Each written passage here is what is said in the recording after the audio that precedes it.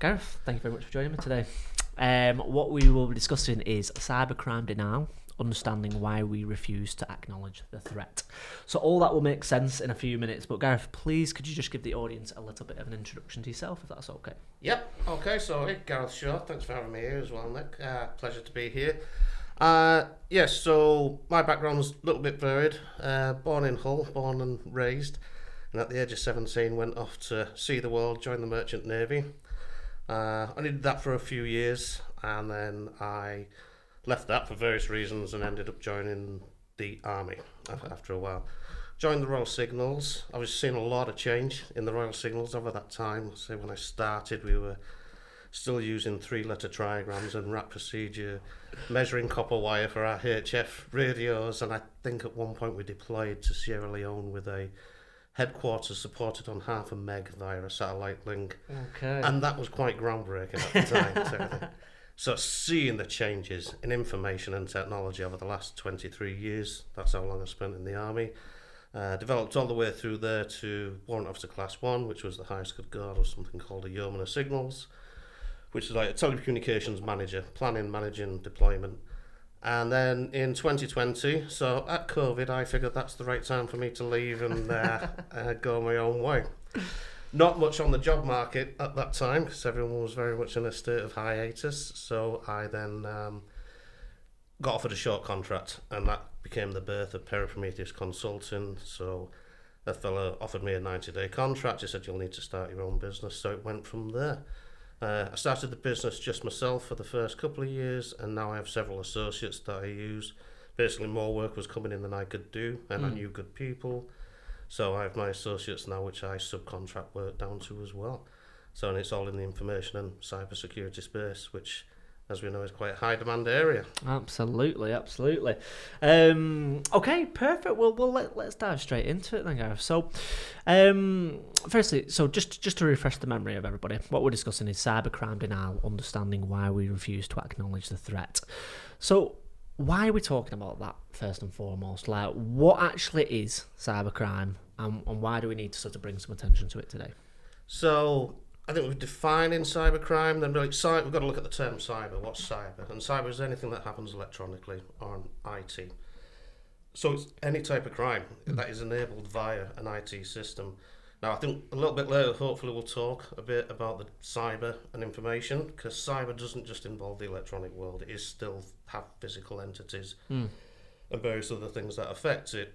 But if it's done utilising a computer in some form, or shape or form, or even bank transfers, anything like that happens in the electronic world, it's cyber and crime, any type of criminal activity. The reason why we're talking about it, though, which is probably more interesting, is as part of what I do as a consultant, I often deliver security awareness training to groups. And it was about a year ago, I delivered some training to one of my clients. And as much as it went well, and everyone paid attention, everyone got something from it, I was walking away, it just didn't hit the mark. I could tell there's just something not there. And I'm like, why not? Because people know people know cyber incidents happen. It's in the news all the time. This company's been got by ransomware. This company's got this. It's like a virus has affected that. The NHS has gone down because this has happened. All this type of stuff happens. It's in the news most weeks. It's not often a month goes by where there isn't a big one reported. So why is it people don't really want to take it seriously? And I really started wanting to think about that. And hopefully we can cover that a little bit, because it was more a case of, right, I need to change my approach. Yeah. Because people aren't engaging, so why not? Why aren't people engaging? Some companies are, don't get me wrong, I understand it, but there's a lot of people who still just don't want to acknowledge the threat. So why? Okay. So, with that being said then, a lot of people tend to kind of see no evil, hear no evil when it comes to cybercrime. It's like, if we don't pay attention to it, then it will just go away. And often the case when there is an incident, it tends to be IT or cyber, the department that's like, okay, why have you not solved this? Because those that aren't educated in it, and that might be a strong statement, I don't mean not educated in it, but maybe just unaware of the implications of the industry. You can never be 100% safe, but you can give yourself the best practices. However, when there is an incident, it tends to fall on someone's doorstep as like, who is to blame for this? And there is a bit of a culture behind that. Why do you think there is a bit of a culture behind the blame situation when there's incidents that happen in cyber, even though you can never be 100% safe? Yeah, it's a good point, and again, it's something we're trying to beat. I think it all comes down to the fact that cyber, like finance and accounts, is something that's audited. You know, when we're doing security, we're doing audits. People associate audits with getting into trouble. And an incident, it just sounds bad, doesn't it? We've had an incident, and usually the effects of the incident are pretty severe. And it's costing the business money, and if you're going to cost the business money, someone's got to take the chop for it. Yep. But I think that's an old way of thinking. I don't think the good companies that I work with now, they don't work that way anymore. They understand it's the thing. It's like, is it your fault if your car gets broken into? Well, so it might be if you were daft. You know, if you parked it in a really nice car in a really rough area with the doors open and the windows down, yeah, that's your problem type of thing. But in general, I park my car out on the street out here to come here today type of thing. If I go back and the window's broken and you know, things are missing from the car, that's not really anything. I'm just a victim of crime. It's not my fault. And I think that's the attitude we need with cyber. And again, when I do the security awareness training, this is the point to try and get across. So it's like, if you're doing what you're meant to do, you will not be, it's not your fault. You know, if someone attacks you, you get attacked. Hopefully you've got the right processes in place to defend yourself. But so long as you are doing things right, it's really not your fault. You can't help if someone tries to take a swing at you. I think you can do things to try and lower your profile so that you're not necessarily a target. One thing I like to say to people is, like, if you don't want your house to get broken into, just make sure it looks harder than your neighbour's house to get into, type of thing. And then they'll go there instead. So keep your profile down. But that's I think it's a culture that we've got to change, and it's a mindset. It's like, it's not a blame game. Might be, you know, as you do an incident check, you're going to look, what happened? And if there's a whole bunch of, you know, things that should have been happening, people were directed to do and didn't. For example, go back to the car analogy. Someone told me, don't park outside, this stuff happens there all the time, and I parked outside. Well, that's kind of on me, and I am to blame. But in general, if everything's been done properly and people are making genuine efforts, no one's perfect, but the right type of actions are taking place, then we need to stop holding people accountable. It's the criminals we have to hold accountable, not the people who are trying to do the day-to-day job. And I also think we have to acknowledge that people doing the day-to-day job, they are cyber experts, and they're not expected to be. I think we need to look at this a little bit like health and safety. You know, we know as an employee there's certain rules that we have to follow in our workplace to protect our own and other people's health and safety. But they aren't the health and safety expert, and we don't expect them to be. We just need to give them the knowledge they need to do their day-to-day activity safely. And this is what we should be aiming at with information security. It's a really good point. And do you think, well, to kind of play devil's advocate, and let's just say that we are still in a time where people get the blame, even though they shouldn't do. Okay, let's just say, like, okay, they do. How do we solve that? Well, it might not be the most efficient way, but one way is, okay, let's take humans, if they are the so-called devil and the so-called problem in this, then let's take humans out of the equation and let's automate the incident readiness program or whatever it might be, or automate the threat detection, the SOC, whatever it might be. Let's just fully automate it, and so that human error cannot come into this. Is this a conversation that have happened, and how much validity could put into this? Okay, so I think this is where we have to scratch the big itch of why we're calling it cybersecurity versus what I believe is information security. Information security has been a term that's been around for a long time, and maybe that's why it's not being used anymore. Even big organisations like ISACA, who do the CISM certification, and ISC Squared, who do CISP, they're all calling it cyber. For me, cybersecurity is a part of information security. It's something that's developed along the way. So just if some of the listeners aren't aware, information security is about policies, processes and procedures. So we're getting the leadership and management on board, and they're giving direction down to people so they know what's expected of them, a little bit like we were saying before, making sure they know what's expected of them and they know how to act should certain incidents occur. You've also got physical security, personnel security, which I think is a major part of what we're here to discuss as well, because we're dealing with people. If it's information about people that people are using to do things, and as much as it is a semi-technical environment, just like with most other types of work and jobs, it's people that we're dealing with at the end of the day. And I think the further you go down your path as a professional, you realise it's about interactions with people. The technical knowledge needs to be there, your professional knowledge needs to be there, but it is about how you deal with people ultimately. Yep. And so if we want to, especially if we want to change a culture, we've got to figure out how we're dealing with people. But in this term as well here, like with personnel security, we're very much thinking about insider threats, security backgrounds, all this type of thing. And we've also got IT security and then cyber security. IT security is the good measures that go around things like information management, passwords, and that, you know, how you create your information environment. And then cyber security, which has now become a capsule term for everything. And I use it myself because I know you have to. Commercially, you just have to now, because people think information security was something which happened last century, and cybersecurity is what's happening now. Cybersecurity is like the definitive actions that we're using to protect the cyber environment. Yep. Yeah, and automation, to go to your question, automation is a major part of that. But there are these other processes, and I think so we can automate it. We should use AI as it comes in. Software that can do the active threat management, ATP, threat monitoring, you know, data loss prevention. It's brilliant at that, and we should recognise that software is very, very good at doing the things that we aren't good at. Yep. But we should also use our brains as part of the process. It's a layered approach, as with any type of security and any type of defence. You need several layers. You can't just have one layer, because if you beat the system, you get through. And I think this is one of the issues with calling it cyber security. It alienates some of the people that we're really trying to bring on board. Yep. I think we know quite clearly with like ISO 27001 NIST, most of the security management, well, all of the security management frameworks acknowledge that leadership has to come right from the top. Just the security culture, and it's got to flow all the way down. Yep. The issue is when we're using terms like cyber, it sounds very much like it's the IT department we need to get involved with. Yep. It's like it's just not a business function. We're like, well, no, it's your business that goes down. Ultimately.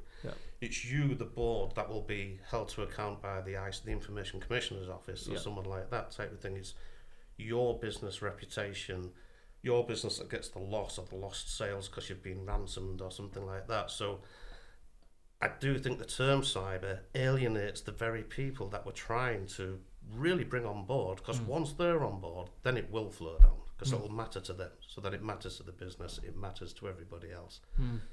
So I think we can use automated products, we'll look at it in a cyber way, but there's a much bigger wrap than just that. You know, there really is. We've got to make sure that, you know, what's the point of having all these brilliant, you know, software and technical solutions where if I can just walk straight into your server room, I can get access to your building and your files to everything. I can put a telelogger on the back of your, you know, your network infrastructure somehow, because I can gain physical access to your building. Everything, like, you know, and your people aren't trained enough to recognise other things outside of the computer.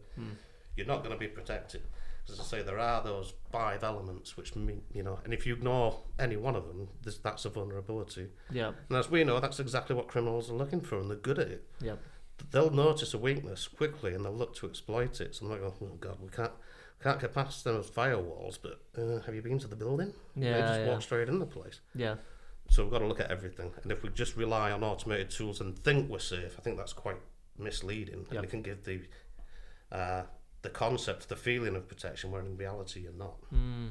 I've always been of the assumption that as pretty much 99% of people who I speak to will be of the same mindset, that a combined approach between the human and the AI will probably be the most efficient.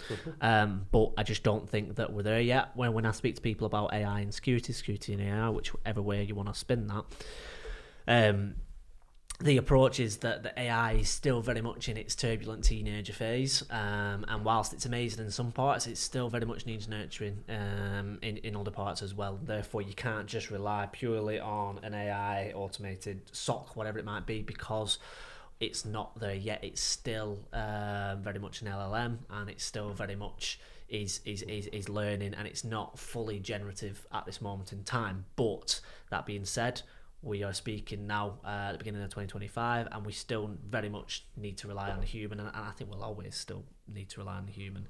So therefore, going back to what you offer, Gareth, is sense of like security awareness. I think is very much key, and I think it still very much is neglected from organisations, thinking that okay, I don't need to have an element of security awareness because we've not been hit yet, so we're probably okay, and that's very much. A naive way to think, because when you've been hit, it's too late, isn't it? And it could be a very, very costly bill. So, yes, obviously to then sort of move it on then. How do we solve this? How do we solve it moving forward? So I suppose, like, again, that feeling that I walked away with, and sometimes, again, you've seen the post and like, why are you having to work so hard to convince? Obviously, I'm in the business to try and sell my services, so I can see that there'll be an element of skepticism. Like, Gareth's telling us this because he wants to sell his services, which I do, but for a good reason. I wouldn't do it if I didn't think it was right. But I'm also like, I think there's an element of it won't happen to me. So I think for the business is where's the perceived value in security. It can cost quite a bit of money. Doesn't have to. And again, I think this is where bad consultants or bad advice or even bad assumptions by the business, they don't see the value in it, or they look something up, they go, right, how much would it cost me to get ISO 27001 certified? And they look at the price tag and they're like, blimey, that's, I can't justify that. Yep. And you've got to be sensible. It's not right for all businesses, it depends what margins you're working on. You've got to decide, but that's where I'm quite surprised that sometimes I'll get brought into a job where they've already decided what certification they want. And now sometimes that's because someone has demanded it of them. One of the clients has demanded it. So like, well, that's okay, makes sense. But often it's like, well, why do you want this? Why do you want NIST or ISO? Or, what's the reason behind it? And they're like, well, it's just what they've seen another company's got. So I'm like, okay. Well, I was like, but we need to go to ground level and figure out why you need it. What I run through something called a business impact assessment, where we figure out what information are you holding and how valuable is it to you, and how long could you be denied access to it, and what would be your reputational damage and things like that, because then you can decide what you need, and you can also scale it proportionately, because you're like, well, hang on a minute, our only real concern is GDPR, because we hold some personal data, not a lot, this, that and the other, so like, going down a full NIST cybersecurity framework to protect small businesses, small number of information. Yep. I think that's just it's overkill. And anyone trying to sell them something like that is they're going too far. Whereas I think you got good things like IASME, Cyber Essentials Plus, Cyber Assurance Level 1, things like this. There's guidance there, and I think to a certain degree, one of the reasons why it's not acknowledged is because the business can't see the value in the layout. And I think firstly, it's like, well, are you looking at the right thing? Are you pricing up the right products? Because have you actually decided what you need yet? The other thing by working through a business impact analysis is like, it'll show you what damage it will do to your business, type of thing. And you're like, oh, right, okay. So that can be useful. I think it's a bit like the submarine or the iceberg analogy type of thing. You can see this bit here, but the rest of it's under the water. Can't see the value of it, so they don't want to invest. And I think that's just information. I also think legislation's coming in soon, which is going to force that issue, to be honest. But then I think the other thing is it's someone else's problem. Again, and this is where we come down to using the term cyber. It alienates the people that we want it, because they're like, oh, the CTO deals with that. Something like it's not a business issue, it's a technical issue. And like, that's just wrong. It's not. It's like, it's your business information, it's your clients, it's your sales that will drop off if you don't do it. The business needs to see it as its own entity, and not write it off. Or even if you have got your security people working separately, it's not just Gareth's problem. Gareth's our security consultant. It's his problem to deal with.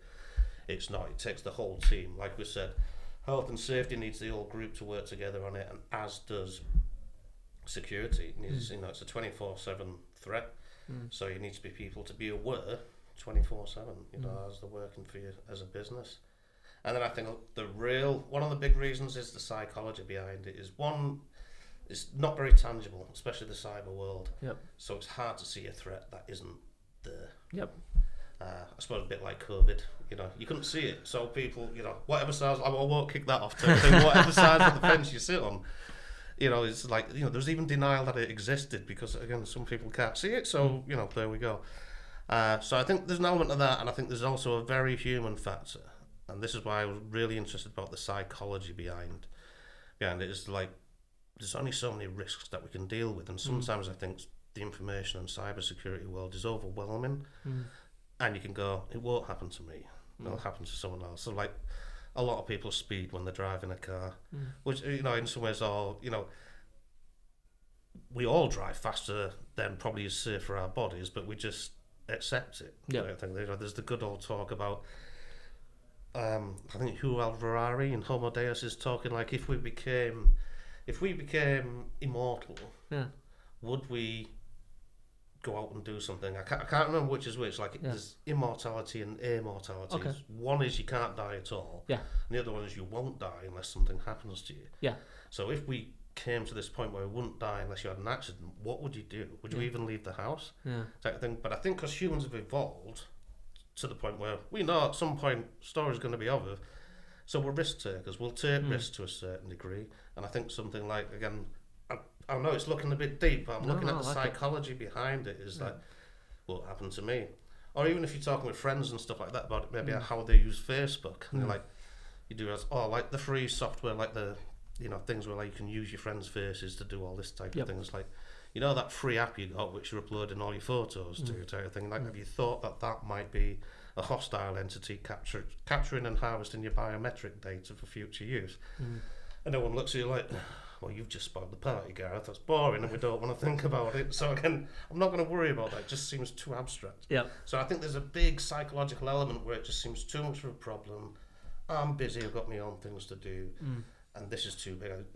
I'll deal with that when it happens. And I think it's a very human way to do things. There's only so much we can deal with. Of course, yeah. And I just want to take it back even further on that psychology point that you were making about where do you actually think this, what seems to be innate reaction to it won't happen to me, where do you think that stems from? Is it the fact that there is so many companies out there that it's just a diffusion of responsibility in the sense of like, they might as well go pick on my neighbour, like they have much better data. But like you say, like the UK manufacturing sector was hit extremely hard over the past sort of 2-3 years now. Manufacturing has been hit, and you wouldn't necessarily see that sector as the ones that hackers would go for the most. You'd think like, probably banking sector, because like you say, the data that they hold and the finances that have connotations attached to the banking sector. But no, it tends to be the manufacturing and the education sector.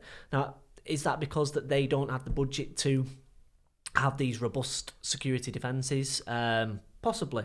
Or is it the fact that they are seen as low-hanging fruit? I don't know. But my question to you, Gareth, in a roundabout way is, where does this, it won't happen to me, actually derive from?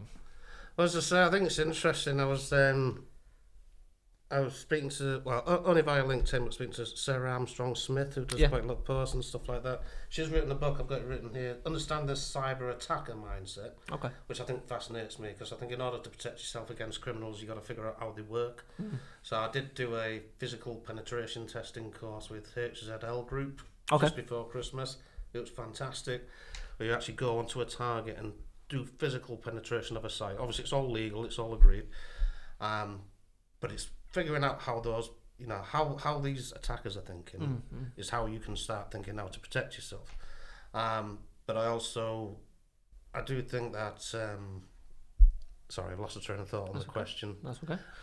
It 12:31. What were you asking me again? So the root cause.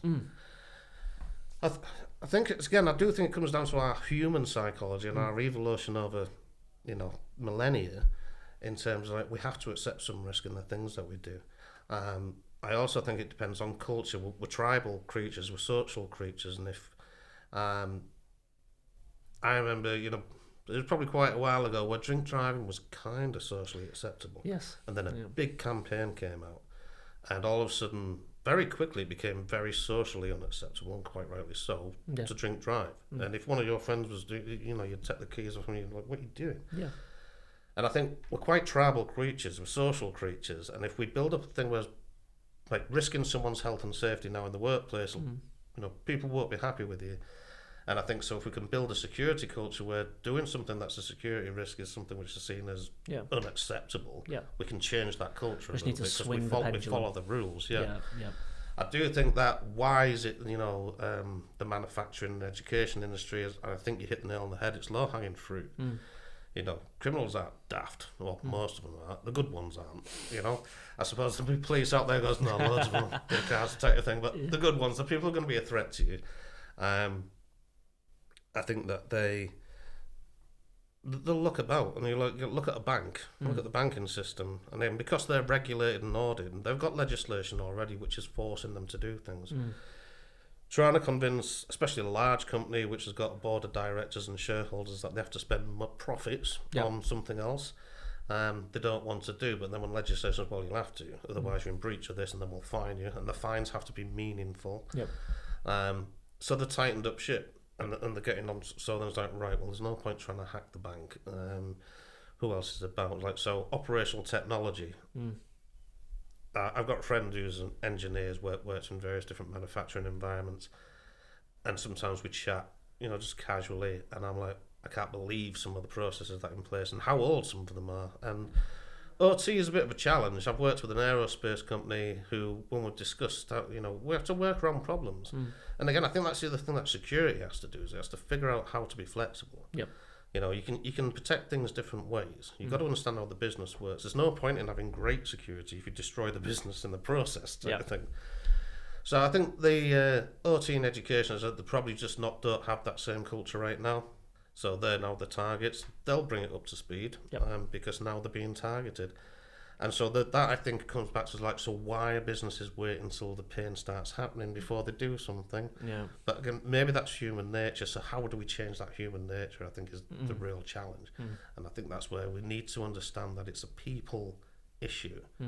And to change culture, you've got to deal with people. And I think us as security professionals need to be aware that if we're not getting the point across, that's our fault. We're doing something wrong. We realise and I do know some really good people who are cyber and information security consultants who are super technical and very deep and quite overwhelming, even for me to speak to sometimes. And, when you'll have a conversation like, oh, well, the ridiculous thing got a clue. And I was like, well, of course they do. It's not their job to have a clue. I was like, do you know their job? I don't know anything about sales. It's like, how can you expect, it's not their job to do this. You need to give them the tools to do it, and you've got to give them the confidence, and you've got to speak to them in a language which is understandable. Of course. And that's why I stepped away from this security awareness training. It's like, I've done something wrong here because I didn't hit the mark. I didn't quite get them right. And then on the next time I went round, just one thing I did is I took, I'm starting to have a bit of fun with picking locks, which is good fun type of thing. It's hyper addictive. And I thought, I'll take the lock picking set into work with, because it was physical security training. So I was like, did some stuff, and I goes, well, look. And I had one lock which was really easy to pick. And the good thing is, it's a real big, old, heavy lock. Brought it over from Poland, this great big, and you're like, that feels secure, doesn't it? Literally, it's like one pin and it's in. And they loved it, they engaged, and it proves a point. It's kind of like, look, that's the perception of security, because feel the weight of it. You think that's protecting something, like bang, here you go. And it's that physical engagement. So the next thing I'm going to be doing with them is I'm going to be getting them to attack their own company. We're going to put them aside and like, right, we're going to tabletop this, and you're going to do open source intelligence on your business. You're then going to like come up with a plan. How would you attack you? Because it's making it relevant. Instead of me saying, oh, this happens, that happens, this happened to that company, well, that's all something which happened to somebody else. So why do I care? I'm busy. Whereas I think if we can make that awareness better, that's our responsibility as security professionals, is to make people believe in the threat and to become more approachable and communicate better with the clients, with the environment type of thing. If someone's not getting it, it's because we're doing something wrong somewhere. That's what I believe. And is that pretty much your end point there? Because I'm thinking, like, how can we sort of maybe reverse engineer this and be like, okay, can we work it from a top down and work it back? How do we fix this problem? And what I want to ask you is, what is the goal for business regarding security? Because is it as simple as securing the company, and making sure there's no attacks, or is it a little bit bigger than that, and is it a case of no, we're not just trying to defend the company, we're trying to again give that awareness to the people, we're trying to actually I've even started to see now sort of a lot of companies are, even though you can't get a direct ROI on your security tech stack, a lot of them are now seeing, okay, this is the tools that we use, and this is how efficient they are in terms of how much our company needs them and how much our company actually requires the services of them. Because sometimes they might have a company who gets hit loads and have loads of attacks on them, but they might not have enough tech stacks to actually defend against it, so therefore their efficiency might only be 10%, and then you go to the CEO of that company and you say like, look, we actually need to invest a little bit more in the security to avoid this. And you might have some on the flip side that have loads of tech stacks and they don't actually need them, and therefore they're actually performing above it, and therefore you can then, the CEO can look at their security and be like, okay, well, we're actually, we've invested a little bit too much in security and we can actually save some money. And therefore, it's an indirect ROI on that, because you can now start quantifying your security tech stack. Sorry, I've gone down a rabbit hole there, but I really like that sort of, pattern that's going on at this moment. So again, just to bring you back round, what is the end goal for businesses regarding cyber/information security? Right, and I do think this is, I think it's really glad that you brought that up, because I think the main thing here is that this is one of the issues with security. We're telling businesses what to do. That's not what businesses are in business to do. Businesses are in business to meet their business objectives. Usually that's to make money, but there might be other things. They're in business to meet their business objectives, and security needs to align with those objectives. What we need to convince the CEO, the director, the board type of thing is like, right, by bringing security into the fold, we enhance your ability to meet your business objectives. Yes, we're on side with you. We're here. We're not there to say no. And I do think that's something that you really have to focus on, is kind of like, first, before I'll even start to advise a business on how to protect itself, is I need to understand the business. And what are their goals and what are they driving towards? Who do they need to speak to? And then once we understand that, then we can start to go, right, well, this is how we need to protect you. I'm not saying, is it not going to cause an imposition at all? Hopefully not, but sometimes there are times, especially depends who you're working with. Let's say if you're working for defence or the nuclear industry, they go like, well, these are just our flat rules, and if you want to work with us, you have to meet them. Yep. So that sometimes that might cause a little bit of discomfort, but so we try and make that as little as possible. But I think how security supports a business is by supporting it, not telling it what it needs to do. Yep. It's like, I'm not going to walk up to the CEO and go, CEO, you have to do this. I'm like, right, in order to protect your business, you got this. Where's your return of investment? Return of investment is your sales. The legislation's coming if it's not already here. Other businesses, supply chain security, things like that, you're going to get more sales if you can prove you've got a mature attitude to your security. We've got in the US, we've got the cyber maturity model certification that's coming out, which is all about flow down security. So if you're dealing with anyone federal, soon you will not be dealing with them if you don't satisfy CMMC. We've got the cyber assurance framework in the UK. There's legislation that's going to come out, so it's like, we're going to enable your business. The aim isn't to get in your way. The aim is to help you do your business better in a way which is professional, the way that your stakeholders, your clients can trust you, because they can give you information and you're going to protect it. And once you get a reputation for being good, that opens the doors for more things for you, because people go, oh yeah, they can do it, they're fine. And they won't give you blocky bolt-on security, because that's the other thing, if you don't do it properly, then it is awkward. And security that's difficult is just no security at all, because people just don't do it. There's like making their life too difficult, so they'll just not do it. They'll find a workaround. All that type of thing. So I do think we support business by doing exactly that. We figure out what the business objectives are first, and then security supports the business. It's not like, how can business enforce our security rules. It's like, how can we make security fit to them? And there's always a way to do it, I think, because if you've got the depth of knowledge where you can understand, well, what's the threat? Understand what the threat is like, right, well, now we know the threat, we know how to protect it. whilst meeting your business objectives. And we can have grown-up discussions with smart people and go, look, this is what the risk that you're open to right now.